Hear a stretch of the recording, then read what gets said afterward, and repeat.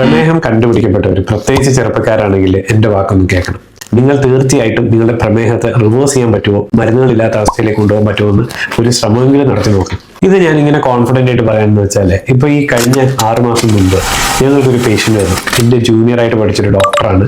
അവർ അനസ്തേഷ്യയ്ക്ക് വേണ്ടി PG ചെയ്തുകൊണ്ടിരിക്കുന്ന സമയത്ത് അവർക്ക് പ്രമേഹം കണ്ടുപിടിച്ചു. ഏതാണ്ട് 6 മാസം കൊണ്ട് അവർക്ക് ഡയബറ്റീസ് പൂർണ്ണമായിട്ടും മാറ്റാൻ പറ്റി, മരുന്നുകൾ നിർത്താൻ പറ്റി. ഇവര് പ്രഗ്നന്റ് ആയതിനു ശേഷം ഒരു വെയിറ്റ് കൂടുമല്ലോ, ആ വെയിറ്റ് പിന്നെ കുറഞ്ഞില്ല.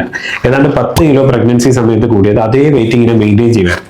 ഈ ഡോക്ടർ അവിടുത്തെ ഫിസിഷ്യനെ കണ്ടു, അവർ മരുന്ന് കൊടുത്തു. ഡോക്ടർ വളരെ ഡിപ്രസ്ഡ് ആയിരുന്നു.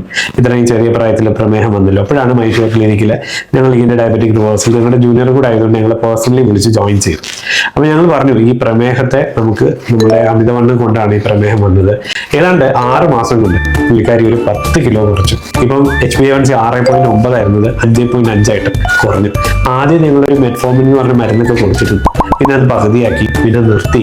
ഇപ്പം വിത്തൗട്ട് മെഡിസിൻ പേഷ്യന്റ് ഡയബറ്റീസ് അല്ലാണ്ടായി. അപ്പൊ തീർച്ചയായിട്ടും നമ്മുടെ ഡോക്ടർ കമ്മ്യൂണിറ്റിയിൽ പോലും പ്രമേഹം റിവേഴ്സ് ചെയ്യാൻ പറ്റുമെന്ന് പറയുമ്പോഴത്തേക്കും ഒത്തിരി ഭിന്ന അഭിപ്രായങ്ങളുണ്ട്. കാരണം ഞങ്ങൾ പഠിച്ചതും ഞങ്ങളെ പഠിപ്പിച്ചതും ഒക്കെ പ്രമേഹം ഒരു ജീവിതകാലം മുഴുവൻ മരുന്ന് കഴിക്കേണ്ട അസുഖമാണെന്നാണ്. പക്ഷേ ആ ഒരു തോട്ട് മാറിയിട്ടുണ്ട്. പുതിയൊരു കൺസെപ്റ്റാണ് ഡയബറ്റീസിലെ നിങ്ങളുടെ ജീവിതശൈലി മാറിയത് കൊണ്ട്, അമിതവണ്ണം കൊണ്ട് വന്ന പ്രമേഹത്തെ അതിനെ കറക്റ്റ് ചെയ്താൽ കുറേ കാലത്തേക്ക് മരുന്നുകളില്ലാതെ നമുക്ക് മുമ്പോട്ട് പോകാൻ പറ്റും. ഈ ഒരു ഡോക്ടർ എക്സാമ്പിൾ നിങ്ങൾക്ക് എല്ലാവർക്കും ഒരു മാതൃകയാണ്.